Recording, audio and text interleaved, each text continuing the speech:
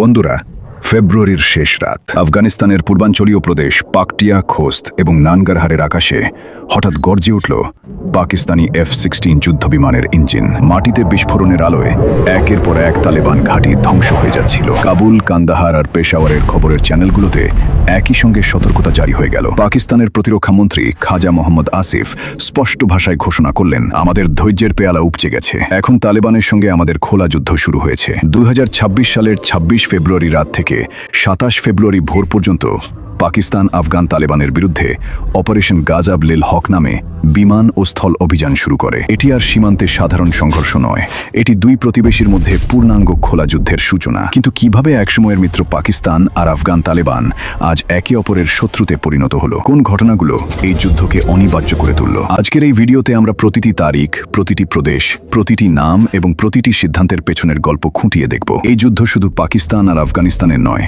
এটি পুরো দক্ষিণ এশিয়ার ভবিষ্যৎ নির্ধারণ করতে চলেছে।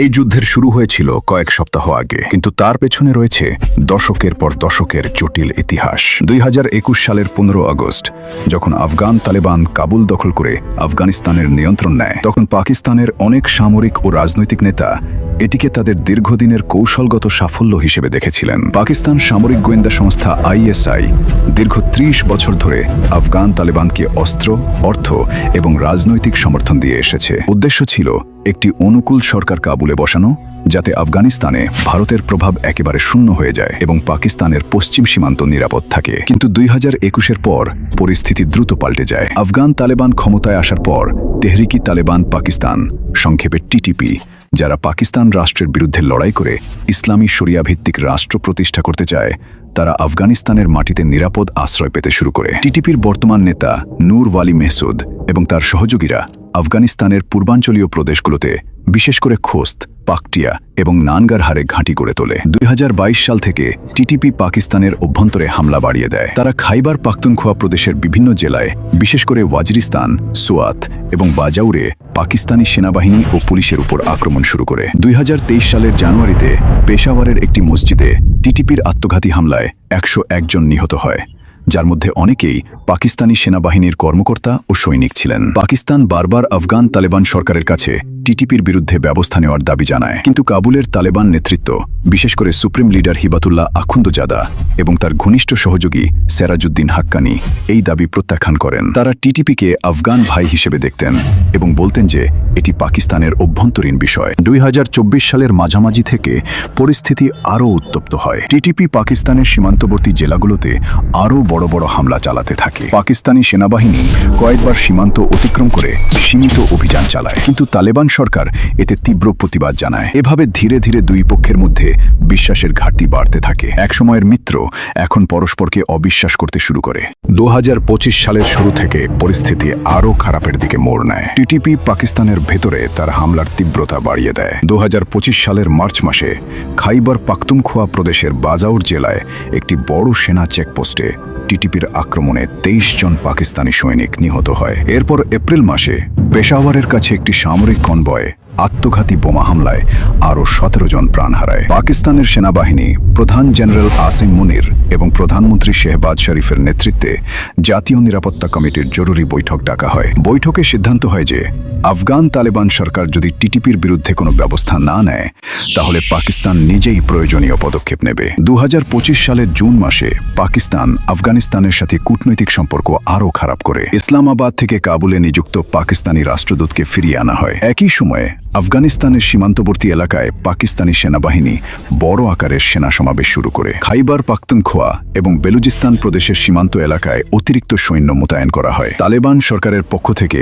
সেরাজউদ্দিন হাক্কানি, যিনি আফগানিস্তানের স্বরাষ্ট্রমন্ত্রী, পাকিস্তানকে হুঁশিয়ারি দিয়ে বলেন, যদি পাকিস্তান আমাদের ভূখণ্ডে হস্তক্ষেপ করে, তাহলে আমরা তার উপযুক্ত জবাব দেব। 2025 সালের নভেম্বর মাসে TTP আরও এক ধাপ এগিয়ে যায়। তারা পাকিস্তানের সীমান্ত শহর মিরান শাহ এবং ওয়ানার কাছে পাকিস্তানি সেনা ঘাঁটিতে একযোগে হামলা চালায়। এই হামলায় 41 জন পাকিস্তানি সৈনিক নিহত হয় এবং বেশ কয়েকটি সামরিক যান ধ্বংস হয়। এই ঘটনার পর পাকিস্তানের জনগণের মধ্যে তীব্র ক্ষোভ ছড়িয়ে পড়ে। সামাজিক যোগাযোগ মাধ্যমে #পাকিস্তান ভার্সেস তালিবান ট্রেন্ড করতে থাকে। 2026 সালের জানুয়ারি মাসে পাকিস্তান তার সীমান্তে আরও শক্তিশালী নজরদারি ব্যবস্থা চালু করে। ড্রোন এবং স্যাটেলাইটের মাধ্যমে আফগানিস্তানের অভ্যন্তরে টিটিপির ঘাঁটির অবস্থান চিহ্নিত করা হয়। ফেব্রুয়ারির প্রথম সপ্তাহে 2026 সালের 7 ফেব্রুয়ারি পাকিস্তানের জাতীয় নিরাপত্তা কাউন্সিলের এক গোপন বৈঠকে চূড়ান্ত সিদ্ধান্ত নেওয়া হয়। সিদ্ধান্ত ছিল আর অপেক্ষা নয়, টিটিপির ঘাঁটিগুলোতে সরাসরি আঘাত হানতে হবে। এভাবে ধীরে ধীরে দুই পক্ষের মধ্যে সংঘাত অনিবার্য হয়ে ওঠে। এক সময়ের মিত্র এখন মুখোমুখি যুদ্ধের প্রস্তুতি নিচ্ছে। 2026 সালের 26 ফেব্রুয়ারি রাত 11:45 পাকিস্তান বিমান বাহিনীর F-16 ফাইটিং ফ্যালকন এবং JF-17 থান্ডার যুদ্ধ বিমানগুলো আফগানিস্তানের আকাশ সীমায় প্রবেশ করে। প্রথম লক্ষ্যবস্তু ছিল পাকটিয়া প্রদেশের সোয়াল জেলার কাছে টিটিপির একটি বড় প্রশিক্ষণ ক্যাম্প। বিস্ফোরণের শব্দে চারপাশের পাহাড় কেঁপে ওঠে। একই সময়ে খোস্ত প্রদেশের সাবারি জেলা এবং নানগারহার প্রদেশের আচিন জেলায় আরও দুটি টিটিপি ঘাঁটিতে নির্ভুল আঘাত হানা হয়। পাকিস্তানি সেনাবাহিনীর মুখপাত্র মেজর জেনারেল আহমেদ শরীফ চৌধুরী পরদিন সকালে সংবাদ সম্মেলনে বলেন, আমরা শুধু টিটিপির ঘাঁটিগুলোকে লক্ষ্যবস্তু বানিয়েছি। আমাদের উদ্দেশ্য আফগান জনগণ নয়, শুধু সন্ত্রাসবাদী গোষ্ঠী। কিন্তু আফগান তালেবান এই অভিযানকে সার্বভৌমত্বের উপর আক্রমণ বলে ঘোষণা করে। 27 ফেব্রুয়ারি ভোরে তালেবানের পক্ষ থেকে প্রতিক্রিয়া আসে। আফগানিস্তানের প্রতিরক্ষা মন্ত্রণালয়ের মুখপাত্র এনায়েতুল্লাহ খোয়ারজমি বলেন, পাকিস্তান আমাদের ভূখণ্ডে অনধিকার প্রবেশ করেছে, আমরা এর জবাব দেব। একই দিন বিকেলে তালেবান যোদ্ধারা পাকিস্তান আফগানিস্তান সীমান্তের টোরখাম এবং চামান সীমান্ত ক্রসিংয়ে তীব্র গোলাবর্ষণ শুরু করে। পাকিস্তানি সীমান্তরক্ষী বাহিনীও পাল্টা গুলি চালায়। এই সময় পাকিস্তান সেনাবাহিনী স্থল অভিযানও শুরু করে। খাইবার পাখতুনখোয়া প্রদেশের উত্তর ওয়াজিরিস্তান থেকে পাকিস্তানি সৈন্যরা সীমান্ত অতিক্রম করে আফগানিস্তানের পাকটিয়া প্রদেশের কিছু অংশে প্রবেশ করে। তারা টিটিপির কয়েকটি ছোট ছোট ঘাঁটি ধ্বংস করে এবং কয়েকজন টিটিপি যোদ্ধাকে আটক করে। 28 ফেব্রুয়ারি পর্যন্ত পরিস্থিতি আরও উত্তপ্ত হয়। আফগান তালেবান পাকিস্তানের ভিতরে কয়েকটি রকেট হামলা চালায়, যা খাইবার পাখতুনখোয়া প্রদেশের মিরান শাহ এলাকায় পড়ে। পাকিস্তানও বিমান হামলা অব্যাহত রাখে। কান্দাহার প্রদেশের স্পিন বোল্ডাক এলাকায় টিটিপির একটি গুরুত্বপূর্ণ সরবরাহ ঘাঁটি ধ্বংস হয়। এই প্রথম কয়েকদিনের যুদ্ধে উভয় পক্ষেরই বেশ কয়েকজন সৈনিক এবং যোদ্ধা নিহত হয়। পাকিস্তানের পক্ষে অন্তত 19 জন সৈনিক নিহত হয় বলে সরকারি তথ্যে জানা যায়। তালেবানের পক্ষ থেকে নিহতের সংখ্যা নিয়ে স্পষ্ট তথ্য দেওয়া হয়নি, তবে স্থানীয় সূত্রগুলো বলছে অন্তত 40 থেকে 50 জন তালেবান ও টিটিপি যোদ্ধা নিহত হয়েছে। যুদ্ধ শুরু হওয়ার পর আন্তর্জাতিক সম্প্রদায় উদ্বিগ্ন হয়ে ওঠে। যুক্তরাষ্ট্র, চীন এবং ইউরোপীয় ইউনিয়ন উভয় পক্ষকে সংযম দেখানোর আহ্বান জানায়, কিন্তু উভয় দেশই তাদের অবস্থান থেকে সরে আসতে রাজি হয় না।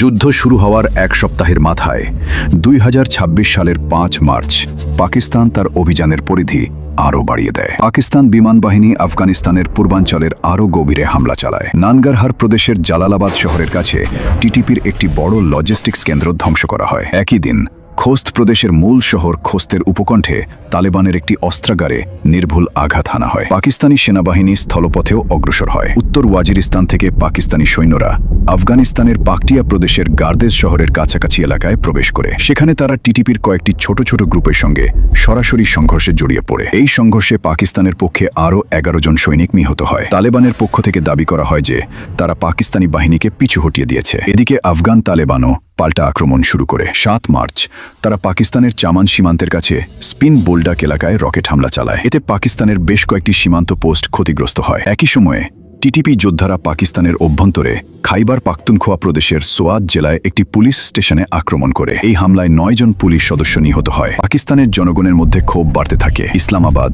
লাহোর, করাচি এবং পেশাওয়ারে বড় বড় বিক্ষোভ হয়। মানুষ সরকারের কাছে আরও কঠোর পদক্ষেপ নেওয়ার দাবি জানায়। অনেকে তালেবানকে শিক্ষা দাও স্লোগান দিয়ে রাস্তায় নামে। আন্তর্জাতিক পর্যায়ে চাপ বাড়তে থাকে। চীন, যারা পাকিস্তানের ঘনিষ্ঠ মিত্র, উভয় পক্ষকে যুদ্ধ বন্ধ করার আহ্বান জানায়। চীনা পররাষ্ট্র মন্ত্রণালয়ের মুখপাত্র লিন জিয়ান বলেন, আমরা চাই না দক্ষিণ এশিয়ায় অস্থিরতা আরও বাড়ুক। যুক্তরাষ্ট্র উদ্বেগ প্রকাশ করে বলে, এই সংঘাত আফগানিস্তানের সাধারণ মানুষের জন্য আরও দুর্ভোগ ডেকে আনবে। তালেবান সরকারের সুপ্রিম লিডার হিবাতুল্লাহ আখুন্দজাদা কাবুল থেকে একটি অডিও বার্তায় বলেন, আমরা পাকিস্তানের আগ্রাসনের বিরুদ্ধে জিহাদ ঘোষণা করছি। আমাদের ভূখণ্ড রক্ষা করতে আমরা প্রস্তুত। এই বার্তার পর তালেবান যোদ্ধাদের মধ্যে উত্তেজনা আরও বেড়ে যায়। এই সময় পর্যন্ত যুদ্ধের প্রকৃতি ছিল মূলত সীমান্তবর্তী এলাকায় সীমাবদ্ধ, কিন্তু উভয় পক্ষের মধ্যে বিশ্বাসের সম্পূর্ণ অভাব তৈরি হয়ে গিয়েছিল।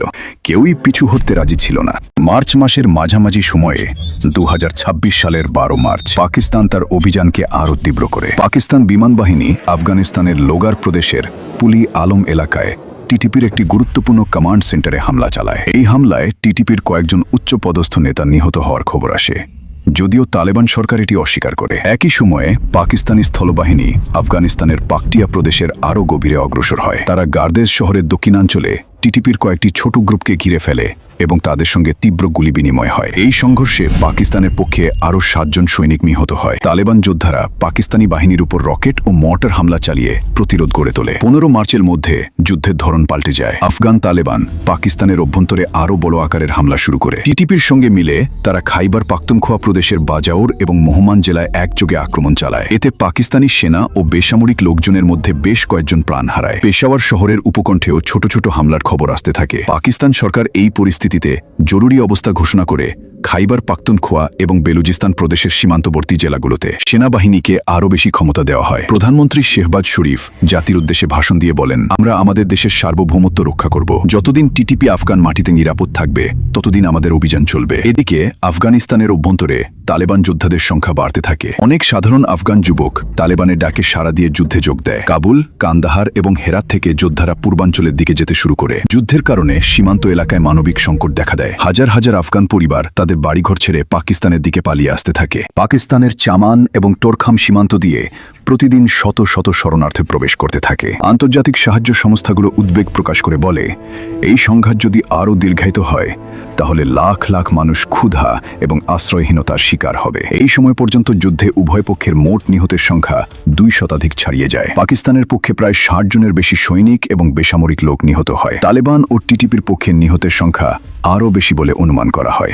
যুদ্ধের দ্বিতীয় সপ্তাহে 2026 সালের 19 মার্চ পাকিস্তান তার অভিযানকে আরও বিস্তৃত করে। পাকিস্তান বিমান বাহিনী আফগানিস্তানের পূর্বাঞ্চলীয় প্রদেশগুলোর পাশাপাশি দক্ষিণাঞ্চলের কান্দাহার প্রদেশের কিছু এলাকায়ও লক্ষ্যবস্তুতে আঘাত হানে। স্পেন বোল্ডাকের কাছে টিটিপির একটি গুরুত্বপূর্ণ সরবরাহ লাইন ধ্বংস হয়। এতে তালেবানের অস্ত্র ও গোলাবারুদের সরবরাহ ব্যাহত হয়। পাকিস্তানি সেনাবাহিনী স্থলপথে আরও সতর্ক অগ্রসর হয়। তারা আফগানিস্তানের অভ্যন্তরে বেশি দূর না গিয়ে মূলত সীমান্তবর্তী পাহাড়ি এলাকাগুলো নিয়ন্ত্রণে রাখার কৌশল নেয়। এতে টিটিপির অনেক ছোট ছোট ঘাঁটি ধ্বংস হয় এবং কয়েক ডজন যোদ্ধা আটক হয়। এদিকে আফগান তালেবানও তাদের প্রতিরোধ অব্যাহত রাখে। তারা পাকিস্তানের সীমান্তবর্তী এলাকায় ছোট ছোট গেরিলা আক্রমণ চালাতে থাকে। খাইবার পাখতুনখোয়া প্রদেশের বিভিন্ন জেলায় টিটিপির সঙ্গে মিলে তারা পাকিস্তানি বাহিনীর উপর চাপ বজায় রাখে। যুদ্ধ চলাকালীন উভয় পক্ষের মধ্যে কূটনৈতিক প্রচেষ্টাও চলতে থাকে। চীনের মধ্যস্থতায় ইসলামাবাদ এবং কাবুলের মধ্যে গোপন আলোচনা শুরু হয়, কিন্তু কোনো পক্ষই মূল দাবি থেকে সরে আসতে রাজি হয় না। পাকিস্তান চায় টিটিপিকে আফগানিস্তান থেকে বিতাড়িত করা এবং তাদের নেতাদের হস্তান্তর। অন্যদিকে তালেবান চায়